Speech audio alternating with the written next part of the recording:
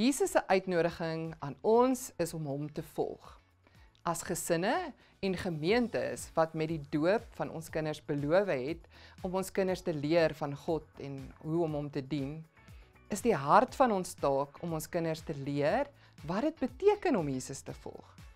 Een manier om dit op te som, om te wys wat dit beteken om Jesus te volg en 'n disipel te wees, is om tyd saam met God te spandeer, om Jesus se karakter aan te neem en te doen wat Jesus gedoen het.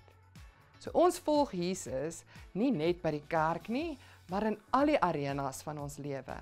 En niemand kan beter vir ons kinders leer hoe om Jesus elke dag en oral te volg as huisgesinne nie. Disipelskap gebeur in verhoudings. Ons leer Jesus volg by en saam met ander mense vir wie ons omgee en aan wie ons verbind is, deur ons geloof in die drie-enige God.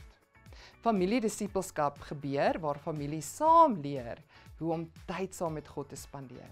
Leer hoe die Heilige Gees ons karakter vorm en meer soos Jesus se karakter te maak. En waar hulle oefen hoe om die lewe te doen soos wat Jesus dit gedoen het. Ons gaan hierdie kwartaal vir julle huisgeloof video's maak wat by die materiaal pas wat jul kinders by die kerk doen. Sodoende kan julle as gesin saam dieper delf in die groot storie van die Bybel.